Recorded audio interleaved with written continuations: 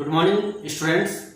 आज मैं आप लोगों को डस्ट ऑफ स्नो पोएम की समरी के बारे में बात करेंगे।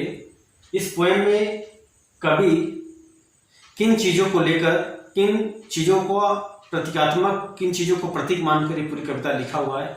चलिए हम लोग देखते हैं डिस्क्रिप्शन में। There are 3 symbol, hemlock tree, crow and dust of snow. इसमें 3 प्रतीक हैं। पहला है हेमलॉक ट्री, दूसरा है क्रो एंड तीसरा है dust of snow. Hemlock tree जो है पॉइजनस ट्री होता है, जो जहरीला विषाक्त वृक्ष माना जाता है, जिसे धतूरा कहा जाता है। धतूरा की जो पत्तियां होती हैं वो जहरीली होती हैं। और जो क्रो है वो अपशगुन माना जाता है। कौवे को देखकर हमारी सोसाइटी में ऐसा माना जाता है कि कौवा को अगर देख लिया जाए तो कोई भी काम जो शुभ काम होता है वो अशुभ हो जाता है, वो अपशगुन माना जाता है। और तीसरा है डस्ट ऑफ स्नो। कड़ जो होता है उसे कोई पसंद नहीं करता है, धूल को कोई पसंद नहीं करता है। धूल भी जो है वो डेथ का प्रतीक है, वो मृत्यु का भी प्रतीक माना जाता है। इसमें 3 प्रतीक है, hemlock tree, crow and dust of snow. इन तीनों प्रतीक को लेकर जो पोएट रॉबर्ट फ्रॉस्ट है वो इस कविता को लिखे हुए हैं, दर्शाए हुए हैं। इसमें यूज इन दिस पोएम, इस कविता में तीनों चीजें प्रयोग की गई हैं। Hemlock tree is a poisonous tree. कवि कहता है कि हेमलॉक जो ट्री है वो जहरीला वृक्ष माना जाता है, वो जहरीला विषाक्त माना जाता है। इट सिंबलाइजेस, ये प्रतीक है, देख ये मृत्यु का प्रतीक है। जबकि crow is the symbol of inauspicious, जबकि जो कौवा है वो अशुभ अपशकुन का प्रतीक माना जाता है। एंड और स्नो आल्सो रिप्रेजेंट्स डेथ, और जो स्नो जो बर्फ है वो भी मृत्यु का ही प्रतीक माना जाता है, वो मृत्यु को ही दर्शाता है। बट लेकिन ऑल दीज नेचुरल थिंग्स, लेकिन कभी कहता है ये सारी चीजें क्या है, प्राकृतिक चीजें हैं। चाहे वो हेमलॉक ट्री आप ले लीजिए, चाहे क्रो ले लीजिए, चाहे आप डस्ट ऑफ स्नो ले लीजिए, ये सारी चीजें, ये तीनों क्या है, ये तीनों प्राकृतिक चीजें हैं। और कभी इन तीनों चीजों को प्रतीक मानकर अपनी पूरी कविता को डस्ट ऑफ स्नो को लिखा हुआ है। कभी कहता है इन चीजों को हमारे समाज में, हमारी सोसाइटी में कोई मानता नहीं है। जैसे आप मान लीजिए कहीं रास्ते में जा रहे हैं और बिल्ली आ गई, बिल्ली आने पर आप समझते हैं कि बिल्ली ने हमारा रास्ता काट दिया, हम जिस कार्य के लिए निकले हुए थे वो कार्य हमारा पूर्ण नहीं होगा, कंप्लीट नहीं होगा। भाई आप ये कैसे कर सकते हैं? बिल्ली अपना रास्ता अपने रास्ते से जा रही तो आप अचानक पहुंच गए। मैं ये कह रहा हूं, मेरा मानना है कि आप बिल्ली आपका रास्ता नहीं काटिए, आप बिल्ली का रास्ता काट दिए, ऐसा हमको मानना नहीं चाहिए। लेकिन हमारी सोसाइटी में ऐसी प्रचलन, ऐसी मिथ्यावादी तथ्य अभी तक विराजमान है, अभी चल रही है, जिस पर लोगों को ज्यादा विश्वास है। लेकिन कभी इन तमाम चीजों को विश्वास नहीं मानता है, विश्वास नहीं करता। वो कहता है ये सब चीजें क्या प्राकृतिक चीजें हैं, have been used by the poet, जो कवि के द्वारा इस कविता में प्रयोग की गई हैं। किस ढंग से प्रयोग की गई है? इन एन इरोनिकल मैनर, विडंबनापूर्ण ढंग से प्रयोग की गई हैं।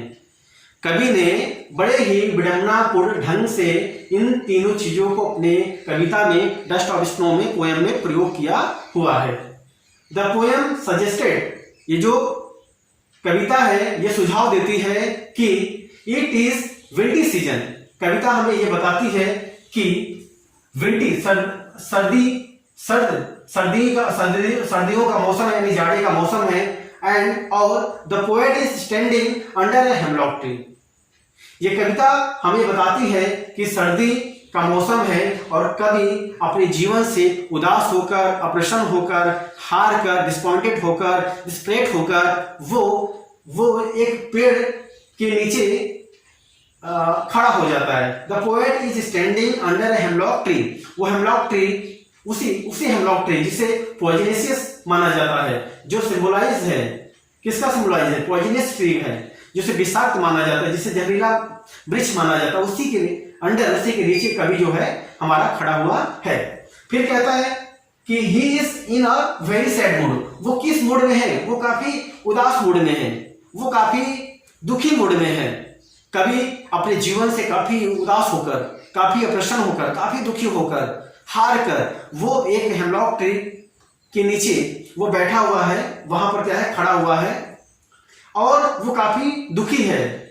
और ही थिंक्स, वहां पर वो खड़ा होकर, वहां पर बैठकर वो सोचता है डेट की his day have been wasted, उसका जो पूरा दिन है वो बर्बाद हो जाएगा, वो नष्ट हो जाएगा। अर्थात कवि के जीवन में कहीं न कहीं उसके मन में कुछ इस तरह की बातें चल रही होंगी, उसके दिमाग में कुछ ऐसा चल रहा होगा, जिससे वो अपने जीवन से परेशान होकर, थक कर, हार कर वो ऐसे ब्रिज के नीचे बैठा हुआ है और सोच रहा है कि मेरा जीवन बेकार हो जाएगा, मैं अपने जीवन में कुछ कर नहीं पाऊंगा।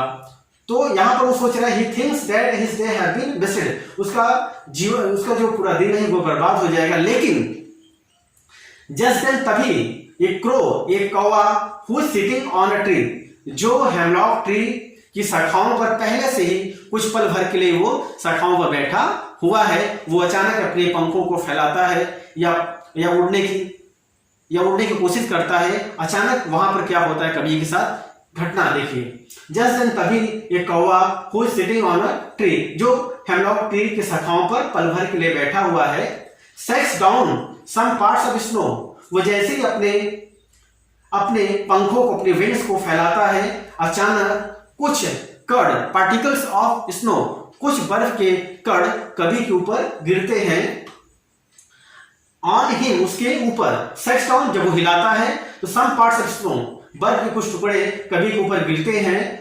तब क्या बदलाव होता है, कभी अभी एक दुखी मन में, एक सैड मूड बैठा हुआ है, सोच रहा है हमारा दिन बर्बाद हो जाएगा, मैं कुछ कर नहीं पाऊंगा।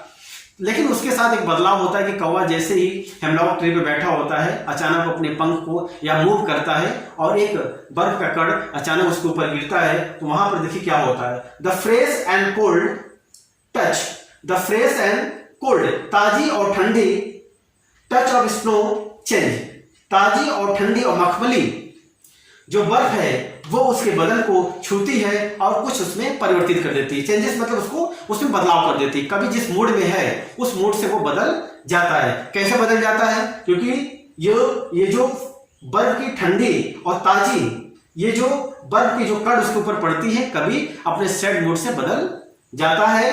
The poet state of mind, poet जिस दशा में था, जिस स्थिति में था, जिस परिस्थिति में था, वो बर्फ की जो कण थी वो उसे परिवर्तित कर देती है, उसे बदल देती है। अर्थात कहने का मतलब पोएट नेगेटिव थिंकिंग कर रहा था, कंसाइडर कर रहा था, लेकिन बर्फ के कण ने उसके इस नेगेटिव को पॉजिटिव में बदल देता है। उसको कुछ सही सुझाव उसके मन में आ जाता है, नहीं मेरा दिन बर्बाद नहीं होगा, मुझे ऐसा नहीं करना चाहिए, मुझे निराश नहीं होना चाहिए, मुझे उदास नहीं होना चाहिए, कुछ इस तरह के उसके मन में विचार आने लगते हैं।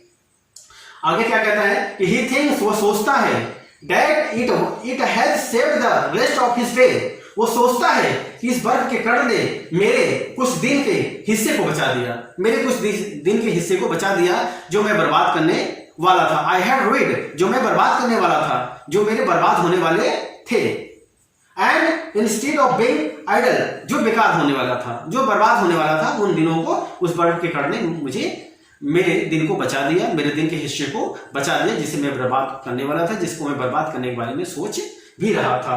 He should become active, और वो क्या हो जाता है, सक्रिय हो जाता है, वो अपने कार्यों में सक्रिय हो जाता है। तो दोस्तों आज के लिए इतना।